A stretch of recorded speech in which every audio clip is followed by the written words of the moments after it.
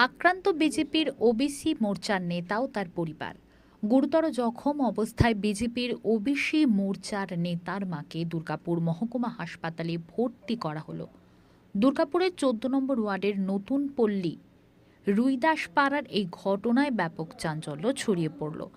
দলের মহিলা মোর্চার নেত্রীরা দুর্গাপুর মহকুমা হাসপাতালে দেখতে আসেন বিজেপি নেতার মাকে।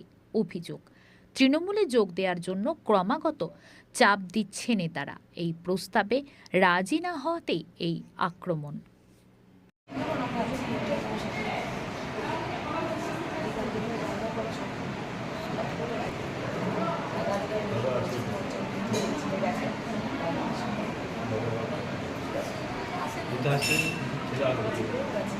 ঠিক আছে।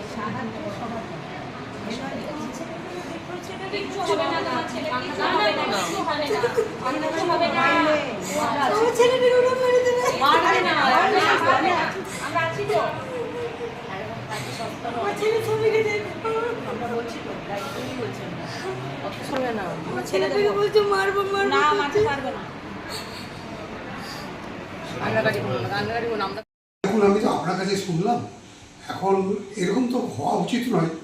তবে যে অভিযোগটা এনেছে সে জানলই বা কী করে যে কারা তাকে মেরেছে? হতে পারে যদি মারামারি করেছে তার জন্য তো প্রশাসনের কাছে গেছে, নিশ্চয়ই প্রশাসন তার ব্যবস্থা নেবে। কিন্তু না জেনে প্রথম সব কিছুতে তৃণমূলের নামে বলে দেওয়া, এটাই তো ঠিক না। এবারে পূর্ণাঙ্গ তদন্ত না হওয়া পর্যন্ত, প্রশাসনিক ব্যবস্থা না হওয়া পর্যন্ত এইসব ব্যাপারে কিছু বলা যায় না। আমার ছেলে বিজেপি পার্টি করে, তাই আমাদেরকে বলছে, ওরা বলতে পারছে না ডাইরেক্ট যে তোমরা ওই পার্টি কেন করছো। আমার ছেলেকে বিনা কারণে কালকে ধরে ধরে মারছিল, তাই আমরা দু স্বামী স্ত্রী ধরে দিয়ে ছাড়াতে গেলাম। আমার স্বামীকেও মারলো, আবার আমাকে 4-5টা মহিলা মিলে যাতাই করে মারলো। আমার অনেক বড় অপারেশন, পেটের মধ্যে লাত মেরেছে, আমার পেটে বাজছে, বুকের বাজছে। ওই তৃণমূল পার্টির লোকে। অপরাধ ছিল আপনাদের? অপরাধ কিছুই নয়, ছেলেতে একটু ঝামেলা হয়েছে, একটুকু ছাড়াতে গেলাম। আমাদেরকেও মানে তাদের মারা ধরে, এত নাম চিনতে পারিনি পাশাপাশি বটে, কিন্তু মারলো আমাকে ধরে তাদের মা। হ্যাঁ, ওইটাই অপরাধ। মানে বলতে পারছি না যে বিজেপি পার্টিতে কেন জয়েন নিয়েছো।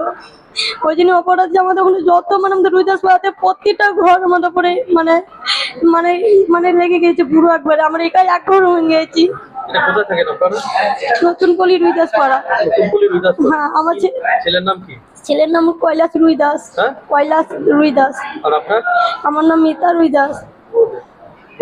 পুলিশকে জানিয়েছিলেন? পুলিশে আমার তো একদম সিরিয়াস ছিলাম, তো পুলিশে জানাবো কি করে? আমার তো বলে দাদা বলে একটা দাদা যে তোমাকে আগে বাঁচাই, তারপর পরে পুলিশে যাবো।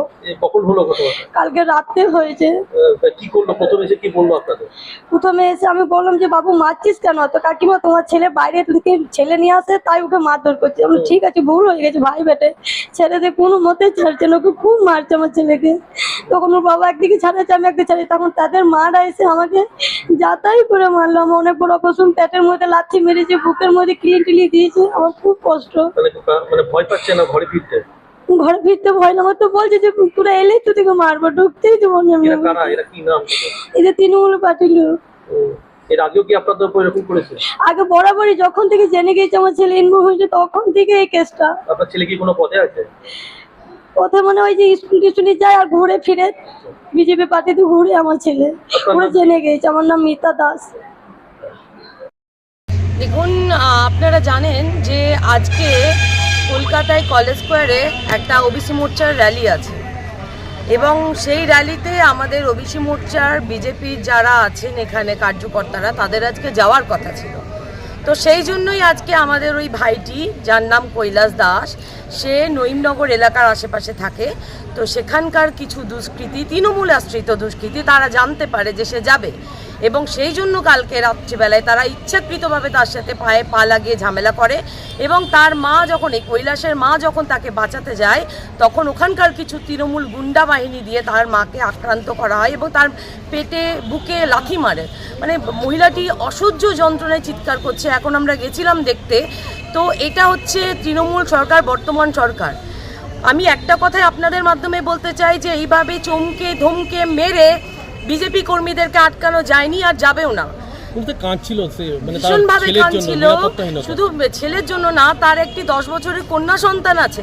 সেই কন্যা সন্তানটি বাড়িতে একা, কেউ নেই, বাবাকে মেরেছে, ছেলেকে মেরেছে, মাকে মেরেছে, বাচ্চাটি একা বাড়িতে সে খেয়েছে না খায়নি, মা চিন্তিত এবং কি করবে সেই জন্য আজকে আমরা এখন যাচ্ছি, আমরা আজকে ফাঁড়িতে যাচ্ছি, ওই প্রান্তিকা ফাঁড়িতে গিয়ে আজকে আমরা একটা কমপ্লেন জানাবো এবং আমরা প্রশাসনকে বলবো এর জন্য কঠোর থেকে কঠোরতম শাস্তি হয় এবং এই মহিলার যে সন্তান, কন্যা সন্তান, সেই সন্তান যেন বাড়িতে ফিরতে পারে, পুরো ফ্যামিলি যেন ওই বাড়িতে থাকতে পারে, তার জন্য আমরা প্রশাসনের কাছে যাবে এবং আবেদন করব এবং যারা এই ঘৃণ্যতম অপরাধ করেছে তাদের যেন কঠোর থেকে কঠোরতম শাস্তি হয়, এই দাবি আমরা রাখবো এবং যতক্ষণ না পর্যন্ত এই শাস্তি পায় এই আক্রান্তকারীরা, ততক্ষণ আমাদের এই আন্দোলন চলবে। আজকে তো শুধু আমরা দেখতে এলাম, কিন্তু এর প্রতিবাদ আমাদের চলবে। যদি না সদুত্তর পাই আমরা কিন্তু বৃহত্তর আন্দোলনে নামবো। আপনার নাম? মনীষা শিকদার, বর্ধমান সাংগঠনিক জেলার ভাইস প্রেসিডেন্ট।